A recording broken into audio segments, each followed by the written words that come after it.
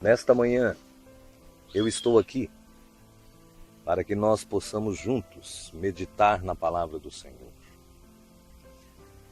E nesta hora, eu quero estar falando com você a respeito da palavra do Senhor, porque nós vemos que muitas pessoas aparentemente estão desistindo do arrebatamento. Então eu quero falar com você a respeito deste assunto, muito importante para a igreja, e que a igreja tem que ter o seu foco, a sua visão e a sua esperança nesta promessa. Diz assim a palavra do Senhor: porque o mesmo Senhor descerá do céu com alarido e com voz de arcanjo e com a trombeta de Deus, e os que morreram em Cristo ressuscitarão primeiro. Depois nós, os que ficarmos vivos, seremos arrebatados, juntamente com ele nas nuvens, a encontrar o Senhor nos ares, e assim estaremos sempre com o Senhor. 1 Tessalonicenses 4, do versículo 16 ao 17.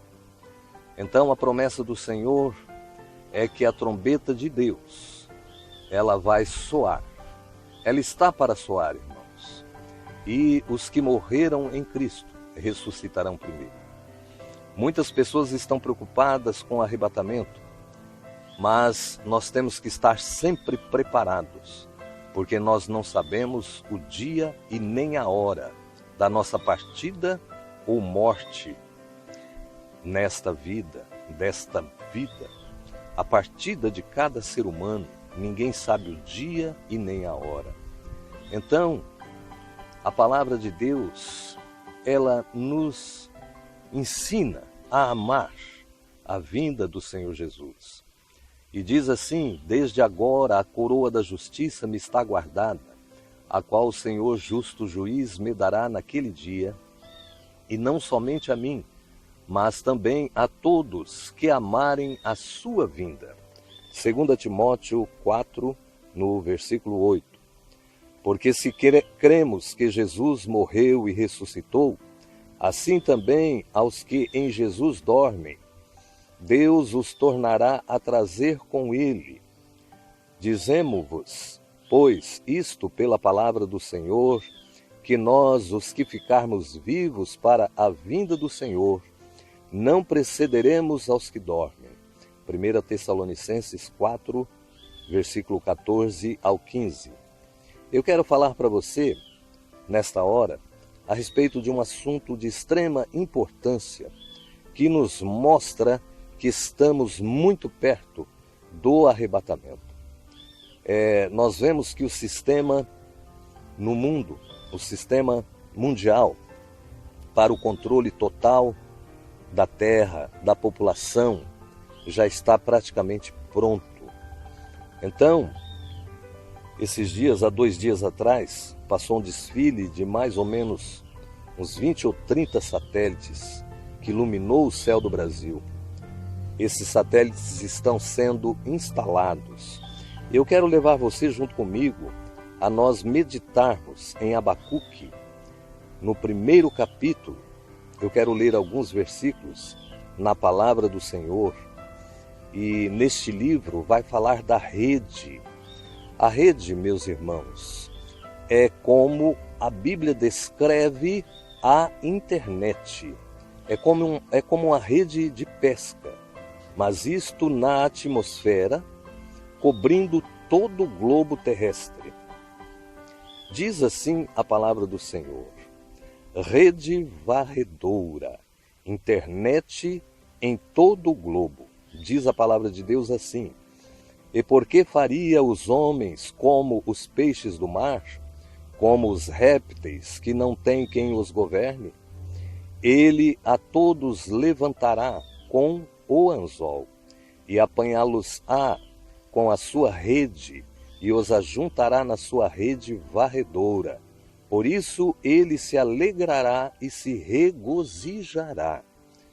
Entre aspas, aqui está falando do anticristo, e a forma com que ele vai trabalhar com a humanidade. Ele vai fisgar essas pessoas nesta rede. Todos levantará com o anzol e apanhá-los-á com a sua rede. Além do anzol, fala da rede, e os ajuntará na sua rede varredora. Diz o versículo 15: Por isso sacrificará a sua rede e queimará incenso à sua varredora, porque com elas engordou a sua porção e engrossou a sua comida. Se você for pensar na rede de internet e o tanto de firmas, instituições, pessoas que ficaram milionárias trabalhando no sistema, ganhando dinheiro com a internet, você ficará boquiaberto. E esta palavra nos leva exatamente para isso. Por isso ele sacrificará a sua rede e queimará incenso à sua varredora, porque com elas engordou a sua porção e engrossou a sua comida. O versículo 17 diz assim: Porventura, por isso esvaziará a sua rede, e não terá piedade de matar as nações continuamente. Abacuque, no capítulo 1, do versículo 14 ao 17. Aqui diz que quando o controle total for instalado e quando começar a grande tribulação, quem não aderir ao controle e não aceitar o governo mundial e não pôr a marca da besta, será morto. Porventura, por isso esvaziará sua rede. Ele não terá piedade de matar as nações continuamente. Então, meus irmãos, nós vemos aqui um exemplo que está inserido na palavra do Senhor, que fala a respeito da internet. É por isso que nós temos que estar com os lombos, como a palavra diz, cingidos, e temos que ter as nossas lâmpadas acesas. Diz assim a palavra: E sede vós semelhante aos homens que esperam o seu Senhor, quando houver de voltar das bodas, para que quando vier e bater, logo possam abrir. Bem-aventurado aquele servo, os quais, quando o Senhor vier, achar vigiando.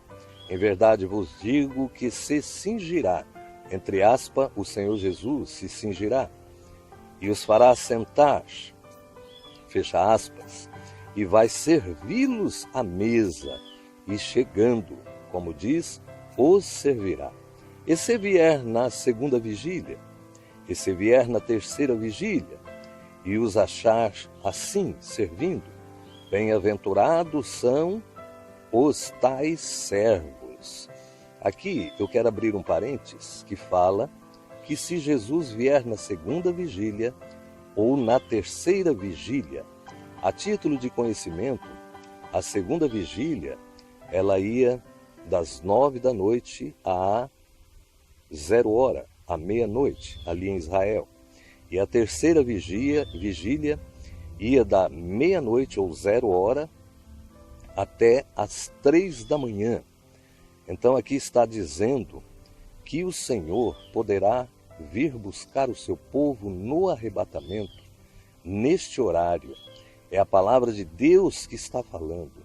E se você for somar as horas dessas duas vigílias, tanto da segunda como da terceira, você vai ter 6 horas. 6 horas é um símbolo de que o mundo está na sua conclusão final. Nós já vivemos neste mundo 6.000 anos. Estamos para entrar, já entramos no 7.000 anos da história da humanidade nesta terra.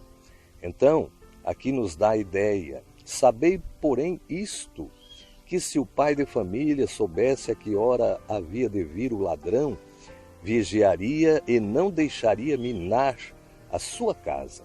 Portanto, estai vós também apercebidos, porque virá o Filho do Homem a hora que não imagineis. Lucas 12, de 35 a 40. Nós não sabemos a hora que Jesus irá arrebatar a sua igreja. Nós não podemos marcar dia, hora. Nós não temos esta autoridade, porque nós não sabemos. Mas, irmãos, acerca dos tempos e das estações, não necessitais de que vos escreva, porque vós mesmos sabeis muito bem que o dia do Senhor virá como ladrão de noite. Não durmamos, pois, como os demais, mas vigiemos e sejamos sóbrios. Eu citei 1 Tessalonicenses, versículo 1 e 2, o 5 e o 6. Vigiar.